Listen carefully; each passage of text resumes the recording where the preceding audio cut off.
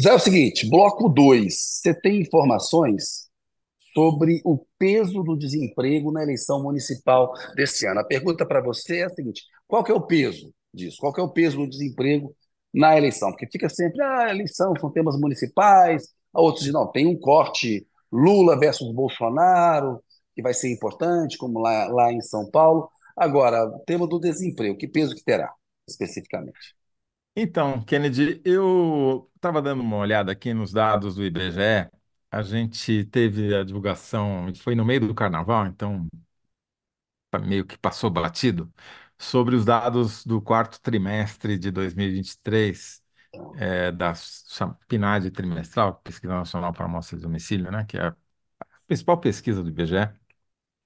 E tem lá dados por capitais, que é um dado que nem sempre é levado em conta, e eu achei interessante chamar a atenção, porque o que que a gente está vendo, e varia de capital para capital, é uma tendência de diminuição do número de pessoas desocupadas nas capitais brasileiras, né? E pega o caso de São Paulo, por exemplo. Ele já vem cai com a exceção de um trimestre, que foi o segundo trimestre do ano passado, 2023, a tendência é de queda, um, dois, três, quatro trimestres, né? Inclusive no último chegou num patamar que é um patamar está próximo do patamar de 2012, quando o Haddad foi eleito prefeito. Então, que eu estou vendo aqui? Isso acontece também no Rio de Janeiro, acontece em Belo Horizonte, acontece em Salvador.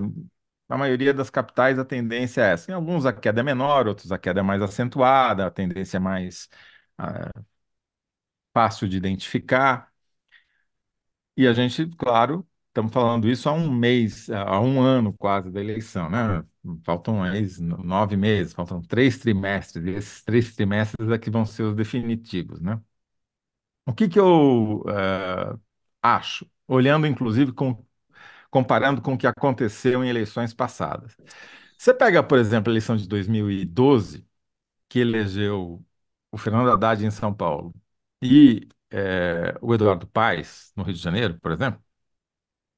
São eleições, naquele período, o que estava acontecendo? Também havia uma diminuição, uma tendência continuada de diminuição do número de desocupados, né?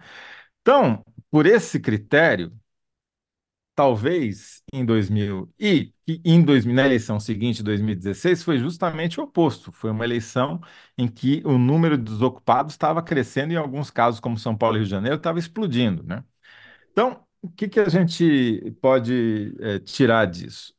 É que os candidatos, se for uma eleição como 2012, ou seja, se permanecer essa tendência de queda do número de desocupados nas capitais brasileiras, é de se esperar que sejam beneficiados por essa tendência os candidatos apoiados pelo governo federal, como foi o caso do Haddad em 2012, como foi o caso do Eduardo Paes em 2012 também, porque vamos lembrar, o Eduardo Paes teve um vice do PT, né, naquela eleição, então era o candidato do governo federal, e, eventualmente, se o candidato à reeleição, se o prefeito candidato à reeleição souber operar bem isso, também pode se beneficiar desse clima geral de melhora da economia. Então, uma coisa pode compensar a outra. Mas, sem dúvida nenhuma, se a estratégia do Lula vai ser fazer uma polarização com o Bolsonaro, ele vai ter, se a tendência se mantiver,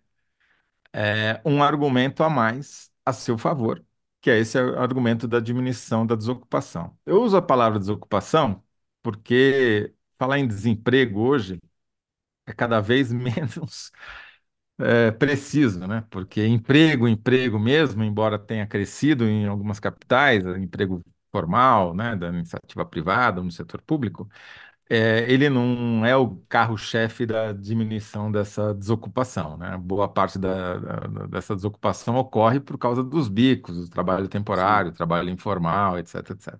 Então, desocupação é um termo mais geral para falar de desemprego. É o desemprego mais aqueles que não estão ocupados de maneira alguma, né?